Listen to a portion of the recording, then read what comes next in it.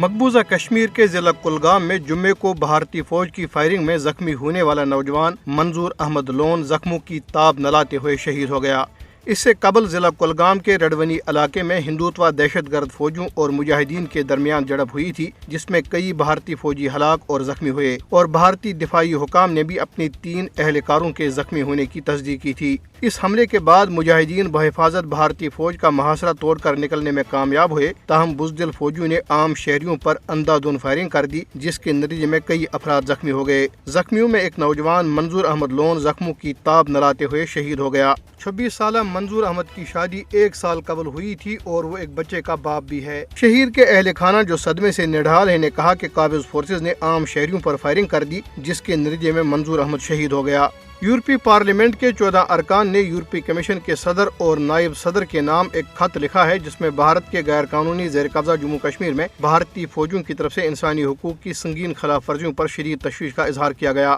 خط میں کہا گیا ہے کہ مقبوضہ جموں کشمیر کے لوگوں کو گزشتہ 7 دہائیوں سے آزادی اور بنیادی حقوق کی بات کرنے پر نشانہ بنایا جا رہا ہے۔ انہوں نے کہا کہ بھارت کی طرف سے 5 اگست 2019 کو کی گئی کارروائی سے واضح ہوتا ہے کہ اس نے مقبوضہ جموں کشمیر کے حوالے سے سیاسی عمل ترک کر دیا ہے اور وہ اس سے صرف فوجی طریقے سے نمٹ رہا ہے۔ کل جماعتی حریت کانفرنس نے مقبوضہ کشمیر کے محکوم لوگوں کے ساتھ اظہاری یکجہتی کے لیے 5 اگست کو یوم استحصال کشمیر بھرپور طریقے سے منانے پر حکومت پاکستان، پاکستانی عوام اور بیرونی دنیا میں بسنے والے پاکستانی اور کشمیری تارکین وطن کا شکریہ ادا کرتے ہوئے کہا ہے کہ اس سے کشمیریوں کے حوصلے بلند ہوئے ہیں۔ کل جماعتی حریت کانفرنس کے جنرل سیکرٹری مولوی بشیر احمد عرفانی نے کہا کہ پاکستان نے ہر مرحلے اور ہر آزمائش پر کندھے سے کندھا ملا کر حقیقی محسن بن کر کشمیریوں کا ساتھ دیا ہے۔ انہوں نے کہا کہ اس مرتبہ 5 اگست کو یوم استحصال منا کر دنیا خاص کر بھارت کو یہ واضح پیغام دیا گیا کہ آزادی کی اس جدوجہد میں پوری پاکستانی قوم کشمیریوں کی پشت پر ہمالیہ کی مانند کھڑی ہے۔ معروف بھارتی صحافی اور آلٹ نیوز کے شریک بانی محمد زبیر، جنہیں تقریباً 1 ماہ بعد ضمانت پر رہا کیا گیا ہے، نے کہا ہے کہ نئی دہلی کی بدنام زمانہ تہاڑ جیل میں بند کشمیری نوجوانوں نے انہیں بتایا کہ کشمیری مسلمانوں کے لیے کوئی بھی آواز نہیں اٹھاتا۔ محمد زبیر نے نیوز پورٹل آرٹیکل 14 کو انٹرویو دیتے ہوئے کہا کہ تہاڑ میں میرے سیل میں کشمیر سے تعلق رکھنے والے 4-5 نوجوان تھے، جنہیں صرف فیس بک پر ایک پوسٹ شیئر کرنے پر قید کیا گیا اور 2 سال سے زائد عرصے سے جیل میں ہیں۔ محمد زبیر نے بتایا کہ تقریباً 33 کشمیری نوجوان تہاڑ جیل میں ہیں، جبکہ تقریباً 150 آگرہ اور دیگر کئی یو پی کی جیلوں میں ہیں۔